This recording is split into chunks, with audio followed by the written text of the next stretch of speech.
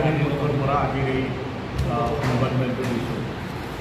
ডাক কৰ্মচাৰীৰ যিটো অসম আৰু উত্তৰ পূৰ্বাঞ্চলৰ যি সমন্বয়ৰক্ষী সমিতি আছে, আমাৰ যিটো আমি কওঁ regional coordinator committee of postal employees union, এই সমন্বয়ৰক্ষী সমিতিৰ পক্ষৰ পৰা আমি আমাৰ ৰঙালী বিহুৰ ক্ষেত্ৰত যিটো আমাৰ কেন্দ্ৰীয় চৰকাৰৰ যি স্থানীয় যি কৰ্তৃপক্ষ, এই কৰ্তৃপক্ষৰ যি সিদ্ধান্ত ৰঙালী বিহু বন্ধৰ ক্ষেত্ৰত, এই সিদ্ধান্তৰ প্ৰতিবাদ কৰোঁতে আজি এই সংবাদমেলটো আমি আহ্বান জনাইছোঁ। আমি লক্ষ্য কৰিছোঁ যে কেন্দ্ৰীয় চৰকাৰৰ যি নীতি বা নিয়ম, এই নিয়ম অনুযায়ী প্ৰতিখন ষ্টেটত 3টা বন্ধ মানে স্থানীয় উৎসৱৰ কাৰণে দিয়া হয়, আৰু আমাৰ অসমৰ ক্ষেত্ৰতো আমাৰ স্থানীয় উৎসৱৰ কাৰণে 3টা বন্ধ কেন্দ্ৰীয় চৰকাৰৰ নিয়ম অনুযায়ী দিব লাগে। আৰু এইটো চিলেকশ্যন কৰে কেন্দ্ৰীয় চৰকাৰৰ অফিচবিলাকৰ যিবোৰ মানে ৱেলফেয়াৰ কোঅৰ্ডিনেশ্যন কমিটি এটা আছে, এই ৱেলফেয়াৰ কোঅৰ্ডিনেশ্যন কমিটিটোৱে এই বন্ধৰ ঘোষণা কৰিছিলে। আমি অসমৰ ক্ষেত্ৰত আমি দেখিছোঁ, ইয়াৰ আগতেও আমি দেখিছোঁ বহুত ক্ষেত্ৰত মানে এই সিদ্ধান্তৰ ক্ষেত্ৰত কিছু আসোঁৱাহ দেখা যায়। আৰু আমি সদায় এইটো কথা দাবী কৰি আহিছোঁ যে এই 3টা উৎসৱ বন্ধৰ ক্ষেত্ৰত অসমৰ যি জাতীয় উৎসৱ বিহু, এই বিহুৰ কাৰণে 2টা বন্ধ অন্ততঃ তেওঁলোকে মানে বাধ্যতামূলকভাৱে দিব লাগে। এইটো হৈছে মাঘ বিহুৰ কাৰণে এদিন আৰু বহাগ বিহুৰ কাৰণে এদিন। বাকী তৃতীয় হলিডেটো তেওঁলোকে যিকোনো এটা বেলেগ এটা উৎসৱত তেওঁলোকে দিব পাৰে। কিন্তু আমি সাধাৰণ অতি দুখেৰে আৰু ক্ষোভেৰে লক্ষ্য কৰোঁ যে কি হয়, যে যিটো ৱেলফেয়াৰ কমিটি থাকে, এই ৱেলফেয়াৰ কমিটিত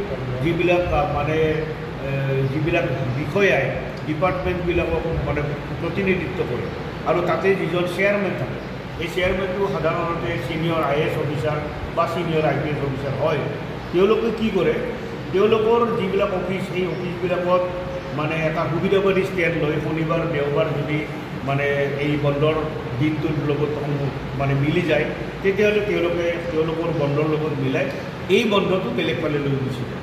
কিন্তু বিশেষভাৱে ডাকঘৰৰ ক্ষেত্ৰত দেখা গৈছে, ডাকঘৰত আমাৰ প্ৰায় 4200 ডাকঘৰ আছে আমাৰ অসমত, আৰু 4200 ডাকঘৰৰ অফিচত আমাৰ প্ৰায় 15000 কৰ্মচাৰী আছে।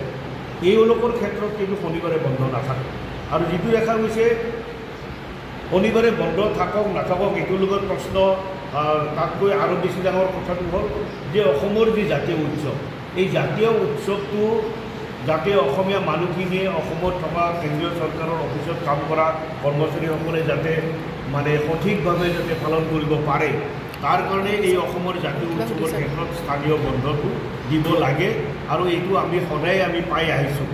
এইবাৰৰ যিটো দেখিলোঁ, এইবাৰ তেওঁলোকে কি কৰিলে, তেওঁলোকে এই ৱেলফেয়াৰ কমিটিয়ে আমাৰ অসমৰ যি জাতীয় উৎসৱ 2টা বহাগ বিহু আৰু মাঘ বিহুৰ ক্ষেত্ৰত তেওঁলোকে 2টা বন্ধ, এটা মাঘ বিহুৰ ক্ষেত্ৰত দিলে, কিন্তু বহাগ বিহুৰ ক্ষেত্ৰত তেওঁলোকে এই বন্ধটো তেওঁলোকে নিদিয়াৰ ফলস্বৰূপে এই বন্ধটো তেওঁলোকে অন্য এটা বাৰত লৈ গুচি গ'ল।